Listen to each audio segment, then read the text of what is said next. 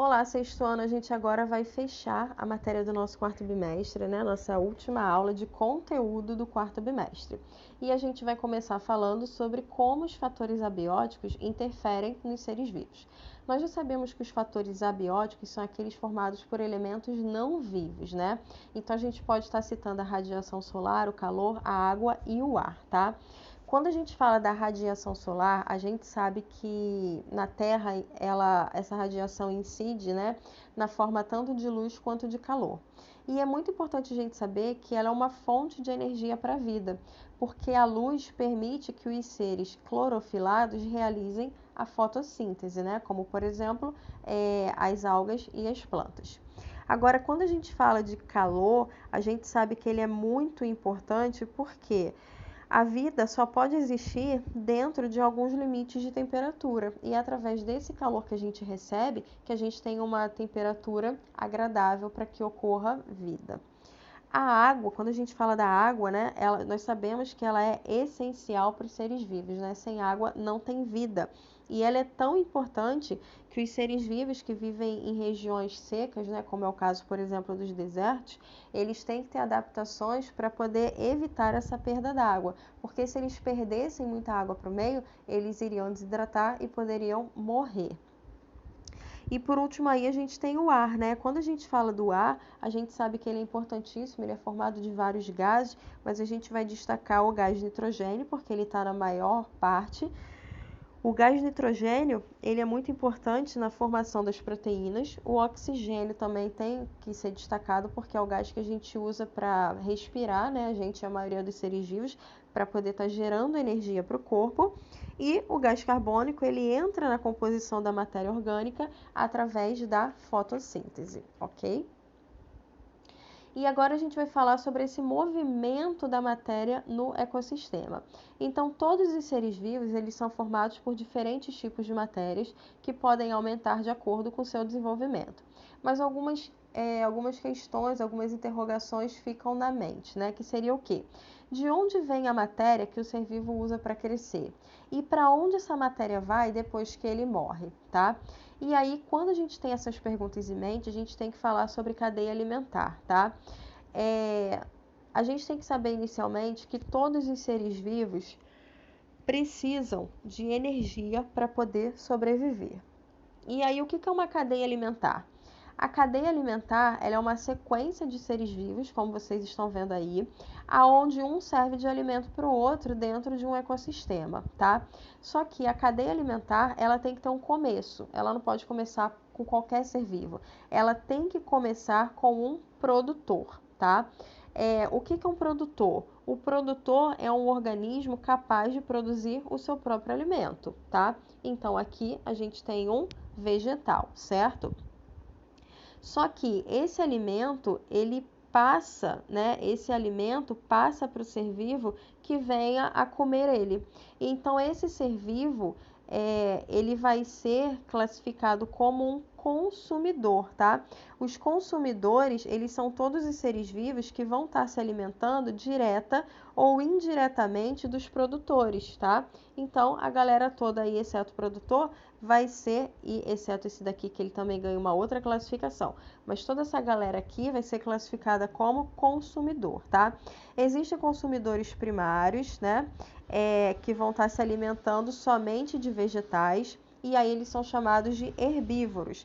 E existem os consumidores secundários, os terciários, que vão estar se alimentando de outros consumidores, tá?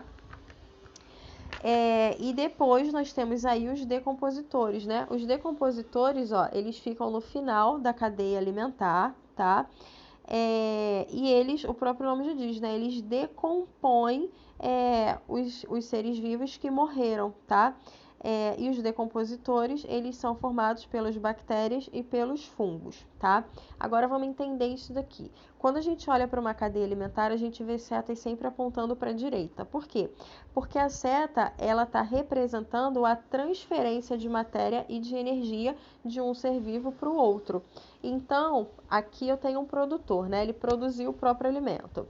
Esse gafanhoto aqui, por exemplo, essa seta aqui está indicando que o vegetal passou energia, né, e passou matéria para o gafanhoto. Quando esse passarinho aqui comeu o gafanhoto passou energia e matéria para o passarinho. Quando a águia comeu o passarinho, significa que ele passou matéria e energia para a águia. E quando essa águia vier a morrer, significa que ela passou energia e matéria para os decompositores. Nesse caso aqui são os fungos, ok? E aí o que acontece? De acordo com a posição que esses seres vivos ocupam na cadeia, eles são classificados. Quem produz o próprio alimento sempre é chamado de produtor, né? Então, ele iniciou uma cadeia alimentar sempre com o produtor. O ser que comer esse vegetal diretamente, ele comeu, então ele é um consumidor. Como ele foi o primeiro a consumir, ele é chamado de primário, porque ele foi o primeiro.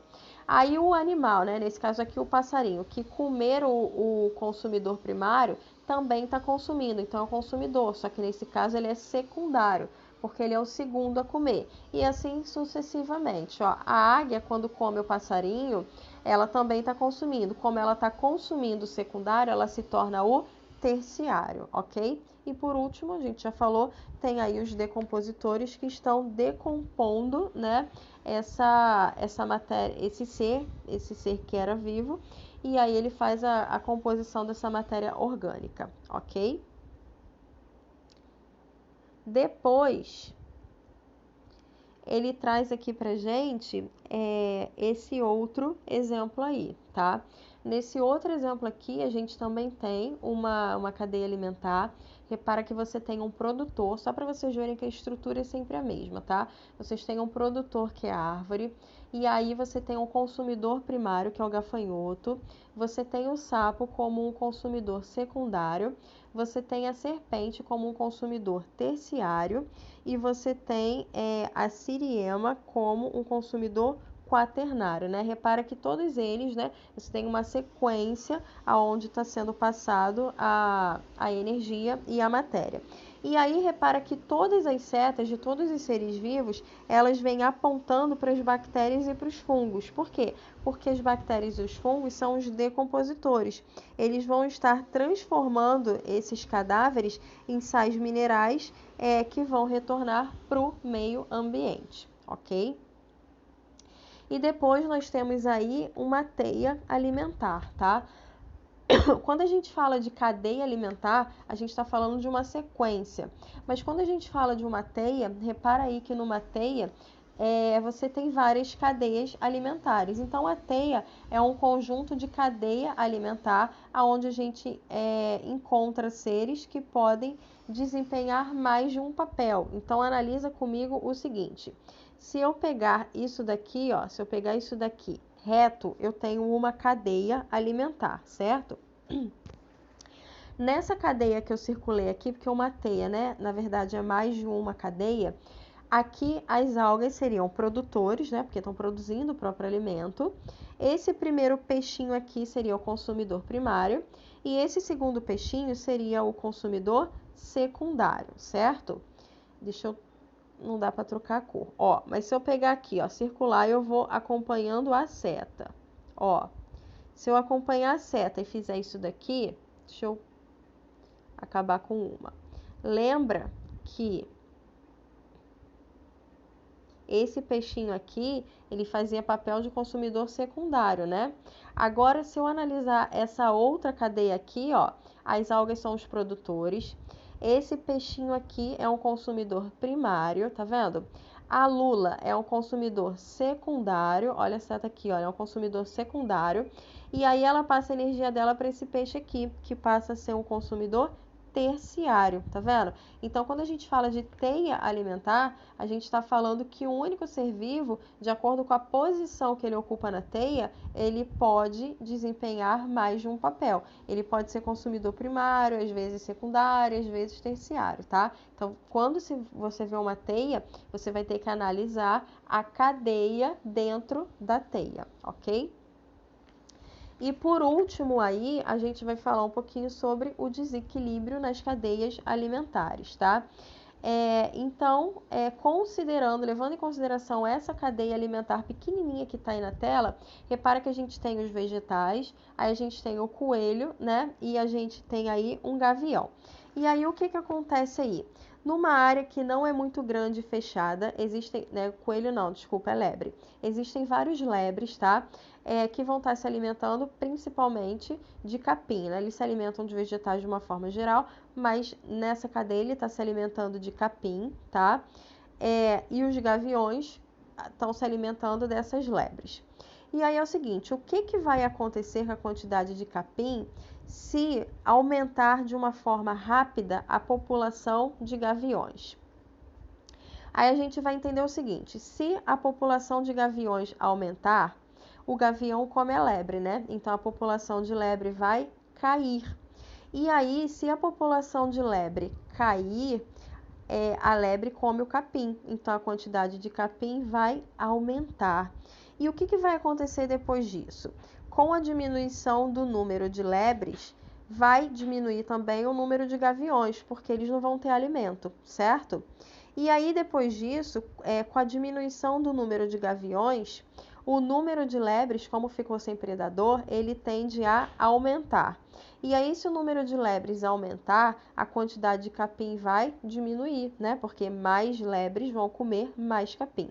Então, a gente pode perceber que quando a gente fala de ecossistema, os ecossistemas podem permanecer em equilíbrio por muito tempo, porque o ecossistema, ele possui um mecanismo de defesa para alguns problemas, tá? Só que o ser humano, ele pode vir a atrapalhar a natureza, tá? E aí o livro de vocês traz um caso fictício, tá? Das cigarrinhas no sertão lá da Bahia, tá? As cigarras, elas comem folhas, enquanto as perdizes comem cigarras. Porém, os caçadores mataram milhares de perdizes. E aí, com o desaparecimento das perdizes, a população de cigarras aumentou de uma forma que quase acabou com as plantações. E aí o que acontece? Os agricultores não sabiam mais o que fazer para estar se livrando da cigarra. E nesse exemplo fictício, tá? O governo proibiu a caça às perdizes. Então, o ser humano, ele tem a capacidade de intervir de forma eficiente em muitas situações, mas não está sabendo interagir com esse superorganismo que é o ecossistema, tá? Então, quando a gente fala de desequilíbrio nas cadeias alimentares, a gente tem que entender que não importa se houver uma mortalidade ou uma superpopulação de consumidor primário, secundário, produtor, vai desestabilizar toda a cadeia alimentar, é uma sequência. Então, se você tem uma quebra no meio da cadeia, você tem na região um desequilíbrio, ok? A gente fecha a nossa matéria por aqui, quarto bimestre encerrado. Um beijo para todos e até a próxima aula e a gente começa a nossa revisão. Tchau, tchau!